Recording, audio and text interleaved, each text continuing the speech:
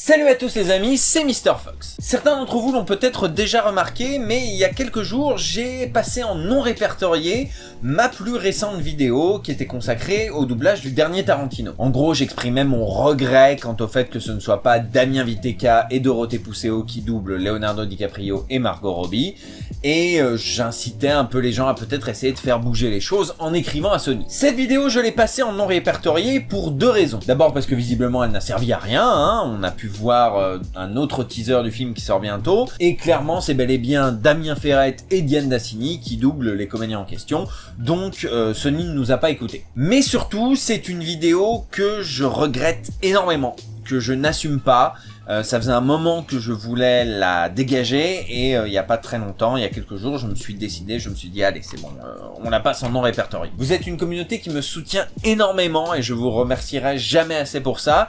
Et de fait, j'ai tendance à vous parler sincèrement, à jouer franc jeu avec vous. Du coup, j'avais envie de faire un petit peu cette vidéo pour revenir un petit peu sur les faits. Donc cette vidéo, je l'ai passée en non répertorié. Le lien est dans la description pour ceux que ça intéresse. Je pense que c'est une vidéo qui a été faite trop vite, de manière impulsive, sous le coup de la colère, de l'indignation. Je pense aussi que je me suis un petit peu monté le bourrichon tout seul, en me disant quand même, Mr. Fox, t'as plus de 60 000 abonnés, t'as une communauté de voxophiles vénères, qui te soutient, tu vas pouvoir faire changer les choses. Du coup, cette vidéo aura au moins eu le mérite de me remettre à ma place, et de me rappeler que non, j'étais un petit youtubeur de merde, et que je n'avais aucun pouvoir dans le monde du doublage. Mine de rien, c'est bien de redescendre sur terre, quand même. Mais surtout, le plus important, c'est que c'est une vidéo qui est en totale contradiction avec la ligne éditoriale de ma chaîne et ce que je défends depuis le début. Depuis que cette chaîne existe, à part de rares exemples où vraiment on peut sentir à des kilomètres que ça va schlinguer, genre Jamel Debbouze en Star Talent, à part ces exemples extrêmes, j'essaie la majorité du temps de ne pas juger une VF tant que je ne l'ai pas vue. Après tout, certains choix risqués de direction artistique peuvent au final se révéler payants. Un acteur américain peut pas forcément toujours tomber sur la bonne voie française dès le début. Il y a des changements qui peuvent être bénéfiques, Par exemple, Channing Tatum, il a mis assez longtemps avant de trouver sa bonne voie. Il y a eu des essais un petit peu moyens, et aujourd'hui, c'est Adrien Antoine et Axel Kinner qui sont les voix de Channing Tatum, et c'est cool. Surtout Adrien Antoine, moi je suis team Adrien Antoine. Aujourd'hui, est-ce que vraiment on pourrait regarder des films récents de Tom Cruise où il serait doublé par Patrick Poivet? J'ai montré certains films un petit peu vieux de Tom Cruise à certains amis, et ils ont tiqué en mode « Ah ouais, ça fait bizarre de voir Tom Cruise doublé par Bruce Willis ». Les voix, ça peut évoluer avec le temps, Le meilleur exemple de ça sur ma chaîne, ça reste Django Unchained. Je pense que vous commencez à comprendre avec le temps que c'est une de mes VF post-2010 préférées. Et pourtant, il n'y a pas une seule voix habituelle sur ce film. Jamie Foxx, par exemple, est doublé par Jean-Baptiste Anoumon, et c'était la première fois qu'il le doublait. Jusqu'à ce film, la voix de Jamie Foxx, c'était Julien Kramer, depuis le biopic sur Ray Charles. Et je vais être honnête avec vous, je trouve que Jean-Baptiste Anoumon est un bien meilleur Jamie Foxx que Julien Kramer. Et aujourd'hui, c'est lui qui le double le plus, Il l'a doublé sur Amazing Spider-Man 2, il l'a doublé sur Baby Driver. Même chose pour Christophe Waltz. Aujourd'hui, c'est communément admis que sa voix attitrée, c'est Christian Gonon. Et vous commencez à le savoir, je pense que Pierre-François Pistorio est un bien meilleur Christophe Waltz que Christian Gonon. Et je remercie le ciel et surtout Hervé Ray, qu'il a été choisi sur Alita Battle Angel. Mon petit cœur a fait des bons. Leonardo DiCaprio, puisqu'on parlait de lui, il est dans ce film doublé par Damien Ferrette. Et à un moment, il faut être de bonne foi, Damien Ferrette, il est très bon dans ce film. Même si on peut regretter, même si on peut se dire que Damien Viteka aurait sans doute été tout aussi bon, peut-être même meilleur, à un moment, il faut être sincère et honnête. Damien Ferrette, il fait le café. Même Samuel L. Jackson, il est pas doublé par sa voix habituelle dans Django Unchained. Samuel L. Jackson, il est doublé par Thierry Desroses depuis Pulp Fiction, et à part quelques désistements, quelques films mineurs et la prélogie Star Wars, ça a toujours été Thierry Desroses. Et là, non. Là, c'est Pascal Nzonzi. Et c'est pas grave. C'est pas grave parce que le rôle de Samuel L. Jackson est tellement différent, il est tellement grimé, vieilli, affaibli, que c'est pas grave si c'est pas Thierry Desroses. Et je me demande même si c'est pas un choix conscient de l'ADA pour brouiller un petit peu les cartes et qu'on se dise pas « Oh, c'est Samuel L. Jackson avec un déguisement ». Donc voilà, selon moi, il faut essayer de ne pas juger une VF avant qu'elle soit sortie. Et Django Unchained, ça reste un des meilleurs exemples en la matière. Donc oui, Damien Ferrette doublera Leonardo DiCaprio, et oui, Diane Dassini doublera Dorothée Puceo. Mais peut-être qu'ils seront très bons. Ce qui m'agace le plus dans cette histoire, c'est le cas Margot Robbie, parce que Dorothée Puceo, elle a été choisie pour doubler cette actrice, par Martin Scorsese lui-même. Je vous disais dans le calendrier de l'Avent que c'était une rumeur persistante, j'en ai récemment eu la confirmation, c'est bel et bien Martin Scorsese lui-même qui a choisi les voix étrangères de ses personnages dans Le Loup de Wall Street. Donc ce qui m'énerve surtout dans cette histoire, c'est que Sony se soit dit « Nous on est plus malin que Martin Scorsese ». Je trouve que c'est d'une prétention sans borne. Mais voilà, au final, ce personnage doublé par Diane Dassini, ça restera une parenthèse dans la filmographie de Margot Robbie. Ne serait-ce que parce que Dorothée Pousseau va revenir sur le film sur Harley Quinn. Donc ouais, peut-être que dans quelques années, quand on verra le film, on aura des regrets, on se dira « Ah putain, c'est dommage que ce soit pas Pousseau ».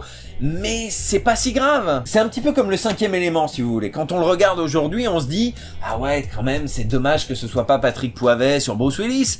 Mais Bernard Métro, il fait le café sur ce film. Il est franchement pas mauvais. Et même si sur certaines scènes, on est tenté de se dire « Ah, je suis sûr que Poivet, il aurait fait admirablement cette scène », bah au final, on kiffe quand même le film.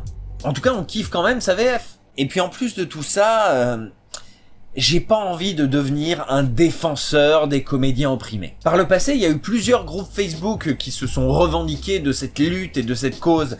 Et ça a mal tourné plusieurs fois, et je pense qu'au final, ça a causé plus de tort à ce combat que ça n'a, je trouve pas la fin de cette phrase, que ça n'a joué en sa faveur, voilà, on s'en contentera. En plus, je pense qu'il y a des causes qui sont pas forcément légitimes. Genre les vieux geeks qui réclament à corps et à cri le retour d'Éric Legrand sur la dernière série Chevalier du Zodiac produite par Netflix. Oh, les fans du Club Dorothée, lâchez l'affaire un petit peu. C'est une toute nouvelle série, d'une toute nouvelle timeline avec des comédiens VO totalement différents.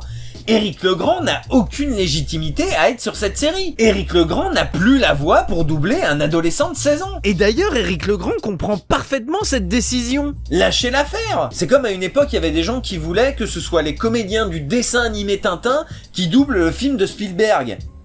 N'importe quoi. Du coup voilà, j'ai pas envie de tomber là-dedans. J'ai pas envie de devenir une chaîne de lutte, j'ai pas envie de devenir une chaîne de drama. Moi je reste avant tout une chaîne d'analyse, de vulgarisation, et je défendrai toujours le monde du doublage et la VF en général.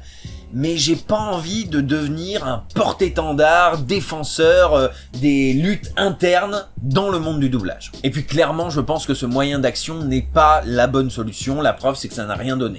Alors je dis pas qu'il faut totalement abandonner l'idée de se faire entendre par les studios, mais il y a peut-être d'autres moyens d'action. Peut-être qu'on en trouvera par la suite, mais pour l'instant, j'ai l'impression que c'est pas la bonne solution. Donc voilà, tout ça pour dire que cette vidéo passe en non répertorié. Encore une fois, si vous voulez la revoir, le lien est dans la description. Et c'est la deuxième vidéo de ce genre qui passe en non répertorié depuis le début de l'année. Et oui, rappelez-vous, en février, j'avais fait une vidéo un petit peu dans le même genre sur La Reine des Neiges. J'avais expliqué en gros que Anaïs Delva était en froid avec Disney.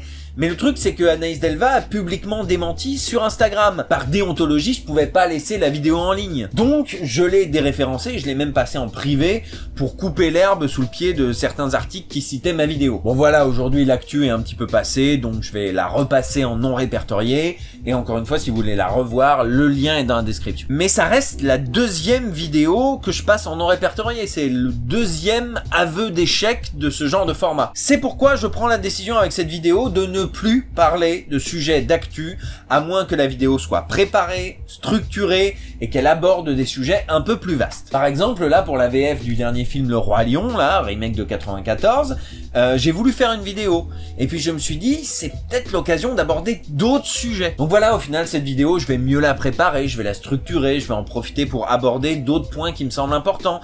Et quand elle sera prête, je la sortirai. Et si Le Roi Lion n'est plus dans l'actu, eh ben tant pis, c'est pas grave. Je préfère réaliser ce genre de vidéos d'analyse et de décryptage que de devenir une chaîne de drama. Définitivement. Voilà, merci d'avoir regardé cette petite mise au point. Je vous donne rendez-vous la semaine prochaine pour une grosse vidéo. Là, pour le coup, une vidéo vraiment travaillée. Je sais pas si vous avez vu le film Parasite de Bong Joon-ho, qui est la dernière Palme d'Or et qui a dépassé le 1 million d'entrées il y a pas très longtemps. Eh ben, j'ai eu la chance de rester toute une semaine sur le plateau de la VF. J'ai pu filmer plein d'images et j'ai vraiment très hâte de vous les montrer. Donc voilà, rendez-vous la semaine prochaine pour cette vidéo. Il y aura peut-être d'autres choses qui vont popper pendant cet été, c'est pas sûr. Je sais que la chaîne tourne un petit peu au ralenti ces derniers temps, mais je prépare des gros projets encore une fois et j'espère qu'ils sortiront à partir de la rentrée 2019. Donc voilà, d'ici là, je vous fais des gros bisous. Merci de m'avoir écouté, merci de me soutenir, de continuer à me soutenir. Et puis je vous dis à très bientôt. Ciao!